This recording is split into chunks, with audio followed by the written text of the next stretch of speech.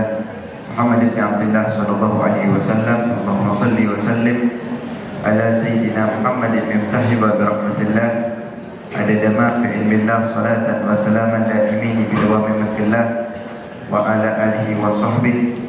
Allahumma inni as'aluka min fujaatil khair wa a'udzu bika min fujaatil syarr.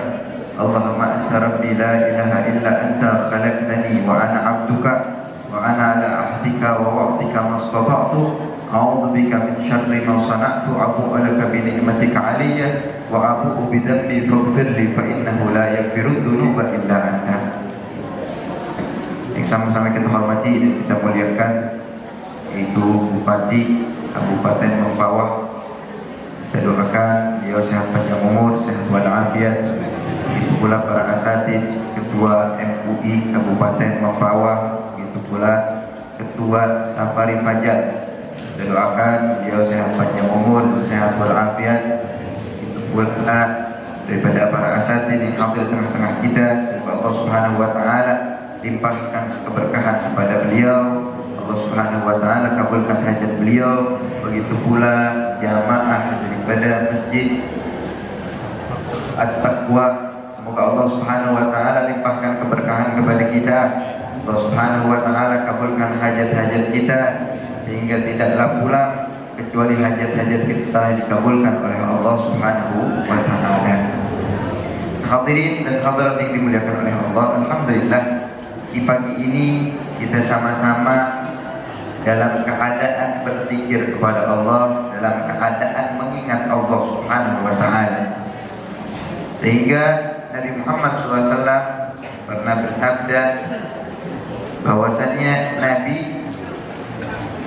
salah satu aswatin yuhibbuhullah ta'ala.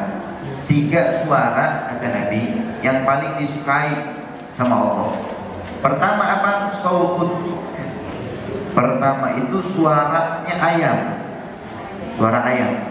Jadi ayam kenapa? Jadi subhanallah, kalau kita dengar suara ayam itu ada doanya. Dan sebaliknya kalau kita dengar suara anjing yang melolong, itu anjing lagi ngelihat yang namanya ngelihat setan. Nah kalau ayam itu ngelihat yang namanya malaikat.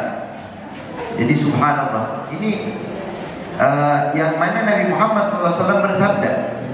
Jadi tatkala ayam waktu fajar itu pasti bunyi ayam melolong melolong berkokok melolong. Anjing melolong, kalau ayam berkokok. Jangan kebalik, bahaya nanti. Ayam berkokok, kenapa dia berkokok? Karena dia melihat malaikat. Dan ini kata Nabi, yang namanya Allah termasuk mencintai suaranya apa? Suara ayam. Kenapa kok bisa mencintai suara ayam? Karena tatkala berkokok ini ayam sedang melihat malaikat. Makanya ada doanya yang diajarkan oleh Nabi. Yang kedua, wasautul ladzi yaqra'ul Qur'an. Yang kedua, suara yang dibacakan Al-Qur'an. Suara yang baca Al-Qur'an itu disenengin sama Allah. Wasautul mustaghfirina bil ashar. Dan begitu pula suara orang-orang yang beristighfar di pagi hari. Karena kita diajarkan membaca kalau pagi itu sayyidul istighfar. Allahumma anta rabbi la ilaha illa anta khalaqtani wa ana abduka wa ana ala ahdika wa wa'dika mastata'tu a'udzu bika min syarri ma sana'tu abu'u laka bi ni'matika 'alayya wa abu'u bi dhanbi faghfir li fa innahu la yaghfiru dzunuba illa anta. Ini namanya pemimpin daripada pemimpinnya istighfar. Kenapa pemimpin istighfar? Karena yang mengajarkan langsung Nabi Muhammad. Sampai dikatakan kalau di dalam hari tersebut kita membaca sayyidul istighfar, maka di hari tersebut dosa kita bakal diampuni oleh Allah. Hanya bersyukur, alhamdulillah kita sama-sama berada di dalam rumahnya Allah Subhanahu wa taala. Untuk apa? Untuk kita sama-sama di pagi hari ini untuk berzikir kepada Allah. Bahkan Nabi Muhammad SAW lirajulin min ashabih, Nabi Muhammad SAW bersabda kepada sahabatnya, kepada salah seorang laki-laki Ya fulan la tuksirun naum bil lail fa inna kasratun naum bil lail tadau sahibahu faqirun yaumal qiyamah. Kata Nabi, wahai fulan, jangan kau memperbanyak tidur di malam hari, karena memperbanyak tidur di malam hari akan menjadikan faqirun yaumal qiyamah. Orang yang tidur di malam hari, sering tidur di malam hari, maksudnya apa kan? Gak tahajud. Makanya subhanallah kita diajarin walaupun seminggu sekali, tapi insya Allah kita di rumah-rumah kita setiap hari. Amin. Amin. Untuk apa? Untuk kita tidak menyesal. Menyesal nanti di yaumul qiyamah. Bagaimana orang-orang soleh, di antara mereka bahkan ada yang tidak tidur selama 15 tahun. Untuk apa? Tahajud di dalam malamnya. Ada yang tak tidur beberapa tahun, subhanallah. Kenapa? Karena mereka mengetahui daripada keagungan. Bahkan Nabi Muhammad SAW diceritakan Nabi sampai bengkak kedua kakinya. Tawarramat qadamah. Nabi ini bengkak kakinya. Sampai ditanya oleh Sayyidah Aisyah, ya Rasulullah, engkau ini dosa engkau udah diampuni, kenapa engkau masih ibadah begitu dahsyat? Nabi yang gak punya dosa, ibadahnya begitu dahsyat sampai kakinya bengkak. Apa kata Sayyidah Aisyah, ya Rasulullah, engkau tidak mempunyai dosa, lalu apa yang kau lakukan? Apa kata Nabi Muhammad SAW? Tidaklah boleh aku menjadi abdan syakuro, hamba yang bersyukur. Makanya kita ibadah di minimal kalau dihitung itu, kalau dengan ikhlas jauh. Kalau dengan ikhlas jauh. Kenapa jauh? Kita jauh daripada orang-orang mukhlas ini, orang-orang yang ikhlas. Tapi seenggaknya apa? Bersyukur kepada Allah dengan nikmat yang diberikan oleh Allah Subhanahu wa taala kepada kita. Makanya jauh sama orang-orang soleh. Ibadah kita begitu jauh. Seenggaknya apa? Kita bersyukur kepada Allah dengan nikmat yang telah diberikan kepada Allah kepada kita. Mana? Seluruh nikmat dari ujung rambut sampai ujung kaki kita diberi nikmat oleh Allah Subhanahu wa taala. Sebagaimana diceritakan dulu dari Bani Israil, ada seorang hamba yang mana ibadahnya 70 tahun. Ibadah selama 70 tahun. Bayangkan, kita aja ibadah sekarang udah malas-malasan, udah tidur segala, ada udah yang selonjoran, ada udah yang pegel. Ini ibadah 70 tahun. 70 tahun ibadah. Kerjaannya udah ibadah. Fa'aradallahu ta'ala ayyajluhu 'alal malaikah. Allah mengirim satu malaikat yang mana untuk menguji nih hamba. Diuji di hamba, annahu ma'atilkal ibadah la yalik bi'il jannah. Dikatakan, coba kabarkan kepada hambaku tuh yang ibadah 70 tahun, apa? Omongin bahwasannya dengan ibadah kau enggak, yang namanya enggak pantas buat masuk surga. Diutus malaikat, falamma balaghahu, sampai di malaikat sampai kepada orang tersebut yang ibadah 70 tahun, terus dikabarkan. Bayangin, kita udah ibadah 70 tahun, ada malaikat diutus sama Allah. Diutus sama Allah, wahai hamba Allah, Allah mengirim aku, kata Allah, ibadah itu gak pantas selama 70 tahun buat masuk ke dalam surga. Kira-kira lemas gak? Lemas gak kita kayak gitu? Wah, 70 tahun saya udah ibadah, masa ya gak diterima? Kadang kita baru berapa jam aja udah ngeluh sama Allah. Ya Allah, masa iya doa saya ini dikabulin? Masa iya ya Allah ibadah saya gak diterima? Masa iya ya Allah? Kita kadang kayak gitu, ngeluh sama Allah. Digalal abid nahnu khuliqna lil ibadah fayanbaghi lana an na'budahu. Dikabarin oleh malaikat, wahai hamba Allah, dengan ibadah kau gak pantas masuk ke dalam surganya Allah. Ini sifat manusia. Sunnatullah manusia ini apa? Perhitungan. Kalau ngasih orang, pengen yang namanya dibalas dengan kebaikan. Ini sifat yang namanya manusia. Nah, sifat tersebut dihilangkan untuk mencapai al-maghamat, kedudukan di sisi Allah yang begitu tinggi. Ini makanya disebutkan ikhlas. Orang-orang ikhlas itu mana yang gak bakalan ingat dengan kebaikannya. Di sifat manusia itu gimana? Satu kebaikan yang diberikan oleh manusia, satu keburukan yang diberikan oleh manusia bakalan kita ingat selama seumur hidup kita, dan 1000 kebaikan yang diberikan oleh manusia bakalan kita ingat besok, bakalan kita lupakan. Kita udah berbuat baik di sifat manusia, 1000 kebaikan akan hancur dengan 1 keburukan di hadapan manusia. Nih, sifat manusia. Beda lagi kalau Allah Subhanahu wa ta'ala, 1000 keburukan di hadapan Allah sama 1 kali kita tobat, itu bakalan diterima, bahkan dihapus daripada seluruh keburukan kita. Di sifat manusia, pandai mengungkit. Nah, kita diajarkan oleh Nabi untuk tazkiyatun nafs, penyucian diri kita. Untuk apa? Kalau udah memberikan, gak usah diingat-ingat. Ini yang namanya ikhlas. Nah, ini hamba karena ikhlas ngomongnya kayak gini, nahnu khuliqna lil ibadah. Oh, gak apa-apa, saya gak masuk surga, yang penting saya tahu bahwasannya saya diciptakan hanya untuk ibadah, maka pekerjaan saya udah ibadah. Falamma raja'al malak, sehingga balik di malaikat, qala Allah Ta'ala madza qala abdi, apa yang dikatakan oleh hambaku, qala ilahi anta a'lamu bima qala al-abdu, wahai Allah, kau lebih mengetahui apa yang diucapkan oleh hambamu ya Allah. Wa qala Allah Ta'ala idzan huwa lam yu'rid an ibadatina fa nahnu ma'al kiram la nu'ridu anhu ishhadu ya malaikati anni qad ghafartu lah. Apa kata Allah?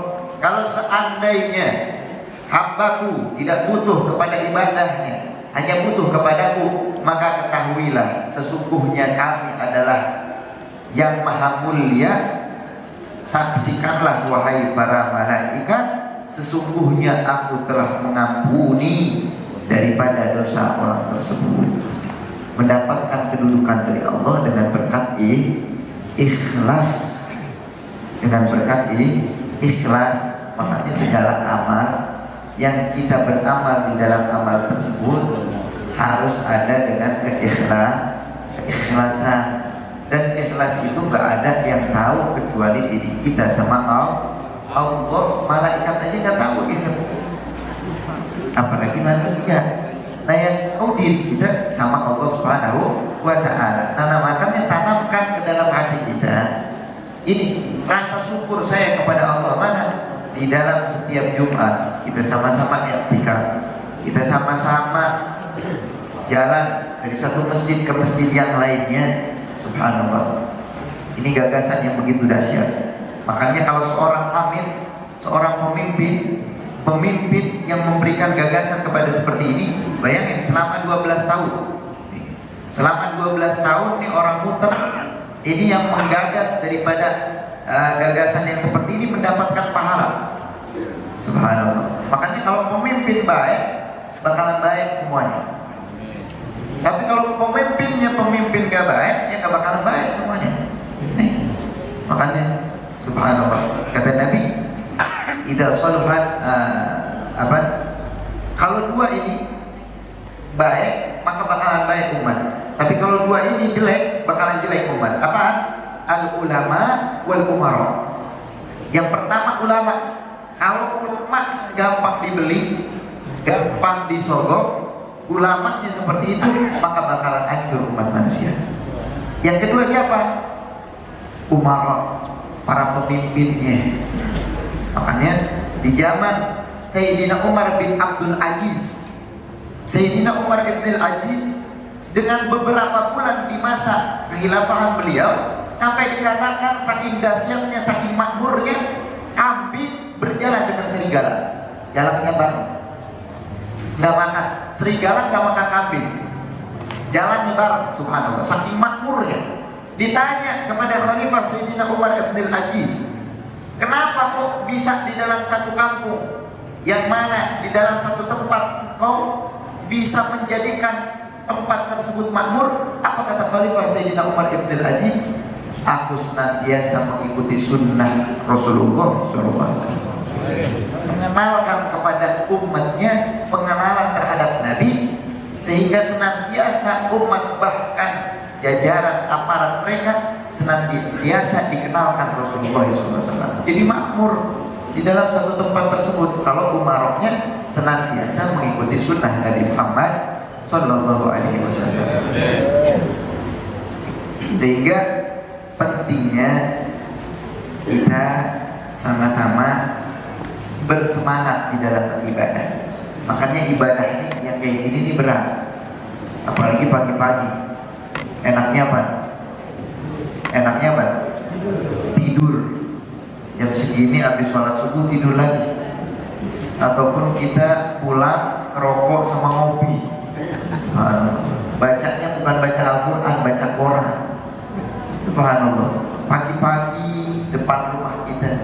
Makanya kata Nabi, al-jannatu khuffat bil makarih. Surga itu dikelilingi dengan yang gak enak-enak. Dikelilinginya yang gak enak kayak kita sekarang, ngantuk, tidur, mungkin ada yang ngorok di sini. Waktunya enak. Khuffat bil makarih, dikelilingi dengan yang tidak enak-enak. Wan nar khuffat bis syahwat. Dan neraka itu dikelilingi dengan apa? Dengan segala sesuatu yang enak, yang nyaman, yang mana orang banyak datang ke situ. Tapi subhanallah kalau kita ibadah kayak gini nih, kalau kita hitung-hitung sama orang konser banyakan mana? Hah? Banyakan mana? Subhanallah kalau kita lihat banyak, sampai atas bawah ada. Tapi sama orang konser banyakan mana? Orang konser. Padahal konser kadang bayar. Sampai kalau kita lihat di TV itu ada orang dari Lampung datang ke Jakarta rela ngantri 3 hari buat beli tiket. Udah gitu bayar lagi 1 juta. Di sini ada yang bayar gratis, masih dikasih makanan lagi, kasih minuman, pulang kenyang. Ini subhanallah. Makanya kata Nabi, khuffat bil makarih, diliputi dengan yang gak enak-enak. Gak enak, bawaannya berat. Kenapa? Gak sesuai hawa nafsu kita. Tapi kalau sesuai dengan hawa nafsu kita, bakalan enak. Dan sebaliknya anar, neraka itu dikelilingi dengan yang enak-enak, kayak tahajud, kayak makan. Makanya kata Sayyidina Abu Bakar As-Siddiq, ini yang namanya badan mau kata Abu Bakar As-Siddiq radhiyallahu anhu, hadir ajsad di badan kita imma qafasut tuyur, mau jadi seperti burung, au isqabalat bid-dawwab, atau di tempat sarangnya belatung. Maksudnya apa? In kunta minat tuyuri ulwiyah, kalau ente mau jadi seperti burung, fa'ina tasma'u qaninit tabil irji ila rabbiki radiyatan mardiyah. Baliklah kau untuk mendapatkan kepada Tuhanmu, yaitu mendapatkan keriduan dari Allah. Maksudnya apa? Sampai dikatakan oleh Nabi di dalam hadis, ihtajjal arsyur rahman li mauti Sa'd bin Mu'ad. Dan kala meninggalnya Sayyidina Sa'ad bin Mu'ad, arsy-Nya Allah bergoncang. Kenapa? Karena begitu dahsyat ibadah Sa'ad bin Mu'ad. Makanya kata Sayyidina Abu Bakar, ini jasa, ini badan. Kalau kita nggak pakai ibadah, makan terus, pikirannya yang penting kerja, ataupun makan terus, lupa ibadah. Mau jadi kedudukan yang begitu tinggi, atau mau jadi sarangnya belatung. Kenapa? Ya kita pulang, nanti kita meninggal dunia, jadi apa? Sarangnya belatung. Kadang ada orang pikirannya apa? Makanya kata Sayyidina Ali, kadar orang itu tergantung apa yang dia pikirin. Kalau yang dia pikirin hanya makanan, hanya kerja, yang gak ada harganya seperti yang dia keluarkan. Apa? Kotoran, harganya kayak gitu. Makanya ada di Jakarta, itu namanya wali min auliyaillah, namanya Habib Kuncung. Habib Kuncung ini kenapa? Habib Kuncung Pakai pecinya bukan pakai peci kayak gini, pakai peci yang tempat nasi. Pakai peci tempat nasi. Ditanya, Beb, kok pakai peci kayak gitu? Pikiran orang zaman sekarang nih, adatnya apaan? Pikirannya makanan. Apaan? Kerja, gimana cara saya ngasilin duit, cara saya menghasilkan uang supaya saya bisa beli ini, bisa beli itu. Yang dipikirkan itu. Di dalam otak mereka ya pikirannya kayak gitu. Jadi yang dipikirinnya makanan. Maka kata Sayyidina Ali, gak ada harganya kecuali seperti apa yang dikeluarkan orang. Subhanallah. Makanya orang-orang soleh itu mereka senantiasa gemar di dalam beribadah. Makanya kata Nabi, Al-Qayyis man dana nafsahu wa amila lima ba'dal maut. Hakikatnya sebenarnya orang yang cerdas. Ini orang-orang yang cerdas ini kayak kita nih, yang duduk istiqomah beribadah. Apa kata Nabi? Al-Qayyis man dana nafsahu wa amila lima ba'dal maut. Orang-orang yang cerdas, kata Nabi, bukan yang pendidikannya tinggi, bukan yang S1, bukan yang S2, bukan yang S3, tapi yang cerdas wa amila lima ba'dal maut, yang mana mereka beramal untuk mendatangkan, mempersiapkan kematian mereka. Apa yang kita persiapkan? Amal. Yang persiapkan buat kematian kita itu apa? Amal ibadah. Karena gak bakalan ada yang nemenin gitu. Mobil yang kita bangga-banggakan, kendaraan yang kita yang kita tampak sama orang, kita senang dengan kendaraan tersebut. Bahkan masuk yang namanya liang lahat, jangankan kendaraan, jangankan rumah, sendal yang kita banggain, yang kita jaga, jangan sampai hilang, gak bakalan kita bawa. Apa yang kita bawa? Amal.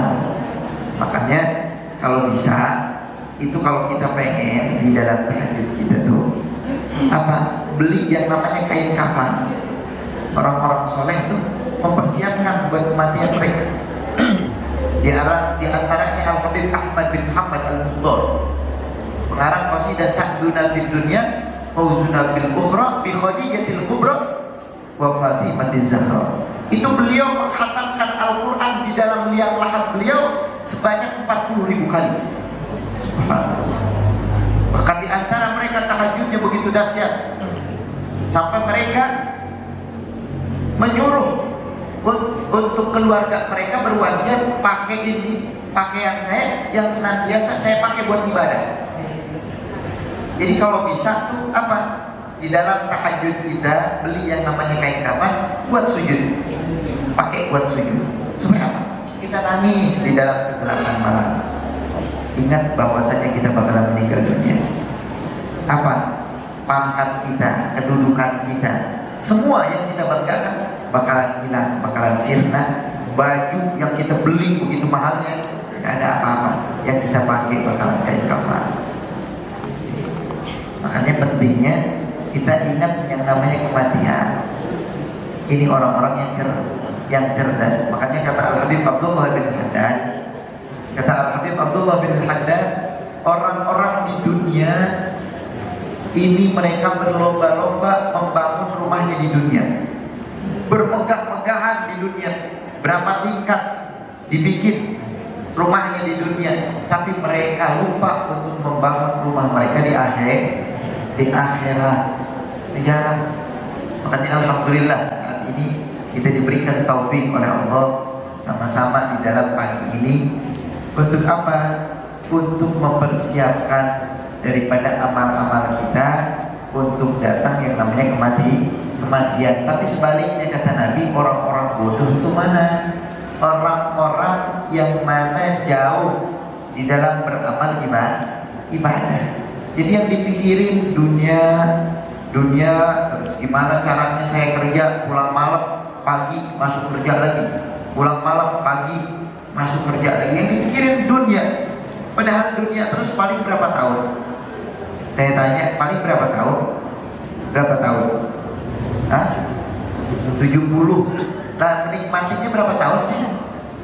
Berapa tahun? Sampai subhanallah, saya punya tetangga punya tetangga yang mana kayanya, yang mana satu kampung ini paling kaya dia, paling kaya dia, sampai punya rumah 3 tingkat zaman dulu, mungkin 20 tahun yang lalu. Subhanallah, punya rumahnya 2 tingkat. Sampai subhanallah, ini orang meninggal dunianya di mana? Dia meninggal dunianya di kontrakan. Subhanallah. Ini hikmah yang perlu kita ambil. Apa? Belum tentu selamatnya kekayaan yang Allah berikan kepada kita bakalan kekal dinikmati oleh kita. Makanya kita persiapkan kematian kita dengan cara apa? Ini ibadah. Semangat di dalam beribadah, ikhlas di dalam beribadah. Karena yang nemenin kita jadi kematian. Makanya kata Sayyidina Abu Bakar As-Siddiq, terserah kita kalau mau pikirannya mau mempercantik daripada tubuh kita, ingat bakalan datang yang namanya keriput, bakalan datang yang namanya tubuh kita bakalan lemah. Yang dulu kita bangga-banggakan badan kita yang begitu kekalnya, yang begitu kuatnya, akan datang satu masa yang mana tubuh kita bakalan lemas, bakalan lemah. Bahkan akan datang satu masa tubuh kita bakalan digerogoti dengan apa? Dengan belatung. Alhamdulillah. Makanya ini yang bakalan kekal, bakalan yang kita nikmati. Ya, masa-masa yang seperti ini kita i'tikaf. Subhanallah, dari satu masjid ke masjid yang lain, dari satu masjid ke masjid yang lain, kita sama-sama. Kan nanti di yaumul kiamah bakalan ada orang-orang yang mana mereka dicari oleh masjid-masjid. Jadi waktu di padang mahsyar, nanti waktu jembatan Shiratal Mustaqim, ini orang-orang ada yang lewat seperti yang namanya kilat cepat. Ada yang naik tunggangan mereka, ada yang naik unta, ada yang naik kuda. Dan nanti ada ahlul masjid, orang yang senantiasa qalbuhu ta'alluqu bil masajid, hatinya senantiasa ta'alluq kepada masjid. Apa? Dicari sama masjid-masjid. Ini masjid nih yang kita duduki. Masjid apa? At-Taqwa. Nanti bakalan cari kita. Mana nih jamaah yang waktu itu istiqomah i'tikaf tempat saya. Makanya kita kalau mau masuk masjid i'tikaf, jangan sampai lupa. Makanya kata ulama, i'tikaf itu kan sunnah. Betul? Sunnah kan? I'tikaf sunnah kan? Sunnah. I'tikaf itu dapat pahalanya sunnah, tapi bisa dapat pahalanya wajib, kata ulama. Perbandingannya jauh. Di antara sunnah dengan wajib itu jauh. 70 sunnah tidak dapat membandingkan satu pahala wajib. Tidak bisa. Nah, yang sunnah tersebut bisa dapat pahala yang begitu besar dengan cara apa, kata ulama? Kita niat, ya Allah, selama saya di sini. Kita niat di masjid, selama saya di sini, saya bernadar untuk i'tikaf. Maka secara otomatis yang tadinya sunnah maka akan mendapatkan pahala wajib. Dan gimana niatnya? Niat saya, ya Allah, selama saya di sini bernadar untuk i'tikaf. Jadi dapat pahala wajib. Nah, ini mungkin saya nggak bisa lama-lama juga karena ada acara mau ke Sambas, saya harus mengejar waktu, yaitu khutbah Jumat di LP Sambas. Mungkin intinya ayo kita harus lebih giat lagi di dalam beribadah, lebih gemar lagi di dalam beribadah. Apalagi supaya apa sih kita supaya gemar beribadah? Apa tipsnya? Yaitu senantiasa kita ingatkan kematian.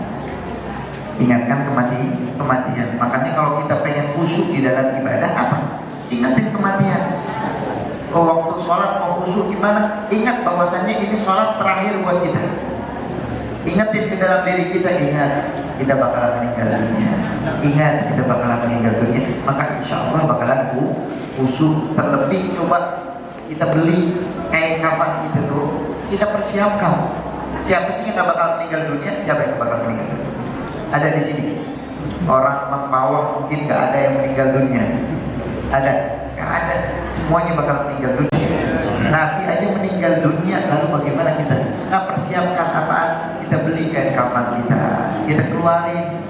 Setiap malam mau tahajud kita lihat, ya Allah, benar, saya bakalan dibungkus dengan kain ini, saya bakalan dibungkus dengan kain ini. Bawa pakai sholat supaya saksi nanti, supaya kita gak diadab di dalam buku. Pakai kain tersebut untuk beribadah. Dan yang terakhir tadi, persiapkan amal kita buat akhirat kita. Karena kita kalau mau jadi orang-orang yang sukses, apa orang-orang yang sukses? Yaitu beramal untuk akhirat mereka. Tapi sebaliknya, kalau kita menjadi orang-orang yang muflis, orang-orang yang rugi, gimana? Udah gak usah ibadah. Tapi ingat, kita bakalan meninggal dunia. Semoga Allah Subhanahu wa taala berikan taufik kepada kita. Allahumma hdina fi man hadait, wa afina fi man afait, wa tawallana fi man tawallait, wa barik lana fi ma atait, wa qina syarra ma qadait. Allahumma ya man wafaqa ahlal khair bil khair wa anahum li wa fiqna lil khair wa inna alaih. Wa sallallahu ala sayyidina Muhammadin wa ala alihi wasallam. Alhamdulillahirabbil alamin.